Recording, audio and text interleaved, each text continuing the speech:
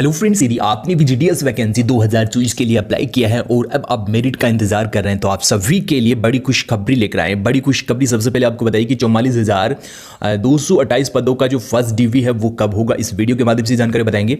और आपकी first DV में आपको कौन कौन से डॉक्यूमेंट्स की आवश्यकता होगी। कल काफ़ी सारे अभ्यर्थियों का कमेंट्स आ रहा था कि प्लीज़ ये बताइए कि डॉक्यूमेंट्स वेरिफिकेशन के समय, डीवी के समय कौन कौन से दस्तावेजों की आवश्यकता होगी, डॉक्यूमेंट्स की आवश्यकता होगी, वो डिटेल्स हम आपको बताएंगे। और ये जो अभी मैसेज आपको भेजा जा रहा है वो किन अभ्यर्थियों को भेजा जा रहा है वो डिटेल्स भी हम आपको इस वीडियो के माध्यम से बताएंगे। कंप्लीट इन्फॉर्मेशन जीडीएस की यदि आप प्राप्त करना चाहते हैं तो संदीप ज्ञान चैनल को सब्सक्राइब जरूर कर लें। फ्रेंड्स, आप देख सकते हो डॉक्यूमेंट्स वेरिफिकेशन के लिए कौन कौन से डॉक्यूमेंट्स की आवश्यकता होगी, कागजों की आवश्यकता होगी, वो आपको यहाँ बताई गई है। तो सबसे पहले डाक विभाग में 44,228 vacancy update for first DV required documents की लिस्ट आपको यहाँ बताई गई है। यानी कि प्रथम जो आपका डीवी होगा उसमें जो है आपको किन किन डॉक्यूमेंट्स की आवश्यकता होगी वो जानकारी यहाँ बताई गई है। ठीक है, डीवी में, फर्स्ट डीवी में तो सबसे पहले तो आपके पास एप्लीकेशन फॉर्म होना चाहिए जो अभी आपने रिसेंटली इस वैकेंसी के लिए फॉर्म भरा है। यानी कि रिसेंटली अभी आपने जो फॉर्म भरा है, यानी कि 44,228 पदों के लिए जो अभी आपने फॉर्म भरा है उसका प्रिंट आउट आपके पास होना अनिवार्य है।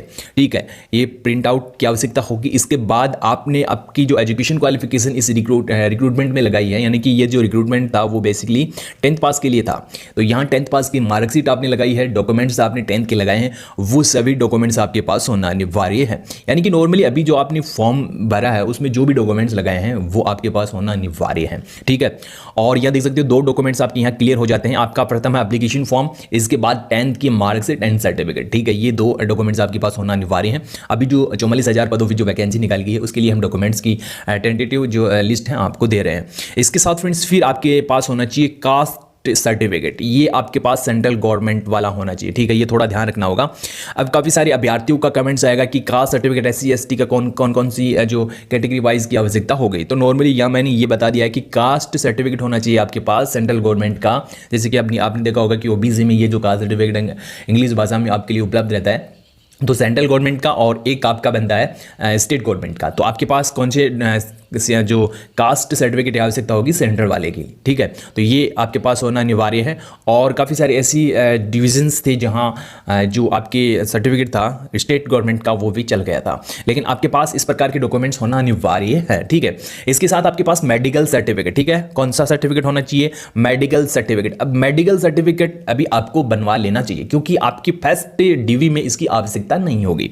यानी कि फर्स्ट जो आपकी डीवी होगी इसमें आवश्यकता नहीं होगी, लेकिन फिर भी मैं आपको इसके बारे में ये बता रहा हूं कि आपको पहले ही बनवा लेना चाहिए। जब आपका फर्स्ट डीवी हो तभी आप इसे लेकर आ जाएं, या जो आपको जिस डिवीजन में जाना है वहां पहुंच जाएं। ठीक है, इस मेडिकल सर्टिफिकेट को लेकर, क्योंकि इसमें ये लिखा गया है कि जो अभी मेडिकल सर्टिफिकेट आप बनवाओगे वो 1 साल तक वैध रहेगा। 1 साल तक वैध रहेगा। तो अभी आपने देखा होगा कि जीडीएस की वैकेंसीज जो है 1 साल लंबी नहीं चलती है डॉक्यूमेंट्स वेरिफिकेशन की डेट। तो 1 साल के भीतर डॉक्यूमेंट्स वेरिफिकेशन हो जाएंगे तो आपका जो ये अभी आपने मेडिकल सर्टिफिकेट बनवाया है उसकी वैधता खत्म नहीं होगी। ठीक है, तो ये मेडिकल सर्टिफिकेट आपको अभी बनवा लेना चाहिए। मेडिकल सर्टिफिकेट बनवाना है, उसका फॉर्मेट इस प्रकार का है। मेडिकल सर्टिफिकेट फॉर फिटनेस के लिए जो अभी आपको सर्टिफिकेट बनवाना है उसका फॉर्मेट इस प्रकार आप बनवा सकते हैं। और यहाँ आपको काफ़ी सारी डिटेल्स जो है आपको भरनी है। भरने के बाद जो है आपको कोई भी MBBS क्वालिफाइड डॉक्टर से आपको इसे को सिग्नेचर करवाना है, वेरीफाई करवाना है। और आप देख सकते हो इसमें आपको बताया कि मेडिकल सर्टिफिकेट जो should be have within 1 year from the last the date of application, ये 1 साल तक मान्य होगा। और आधार कार्ड और पैन कार्ड। अब पैन कार्ड की आवश्यकता तो नहीं होगी, लेकिन मैं आपको यहाँ यही कहूँगा कि आपको पैन कार्ड की आवश्यकता होगी, आपको पैन कार्ड बनवाना है। तो ये डॉक्यूमेंट्स आपके पास होना अनिवार्य है यदि आप भी जीडीएस वैकेंसी में फर्स्ट डीवी करवाना चाहते हैं।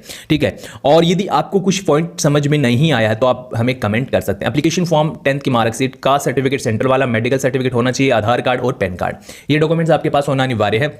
इसके बाद आपकी सेकंड जो डीवी होगी तो सेकंड में आपकी वही इंपॉर्टेंट जो आपको मैंने पहले 2 बताए थे, यहाँ आपका जो एप्लीकेशन फॉर्म जो है नहीं लगेगा। ठीक है, एप्लीकेशन फॉर्म यहाँ से हम कैंसिल कर देते हैं। इसके बाद 10th की सर्टिफिकेट फिर से का कैटेगरी सर्टिफिकेट होनी चाहिए आपके पास मेडिकल सर्टिफिकेट। यदि यहाँ फ्रेंड्स थोड़ा सा ध्यान रखना होगा आपको, यदि आपने फर्स्ट डीवी में ये जो मेडिकल सर्टिफिकेट उपलब्ध करवा दिया है तो इसकी आवश्यकता नहीं होगी, वो चल जाएगा। ठीक है, वो आपका चल जाएगा, कोई दिक्कत नहीं होगी। पैन कार्ड है, आधार कार्ड है, सब ओरिजिनल एंड सम डॉक्यूमेंट्स का सेल्फ अटेस्टेड जीरोक्स कॉपीज आपके पास होना अनिवार्य है, ठीक है। क्योंकि जब आपके ऑफलाइन फॉर्म भी वहाँ भरवाए जाएंगे, वहाँ काफ़ी सारे ऑफलाइन फॉर्म जो है आपको भरने होंगे और वहाँ आपको पासपोर्ट साइज फ़ोटो की भी आवश्यकता होगी।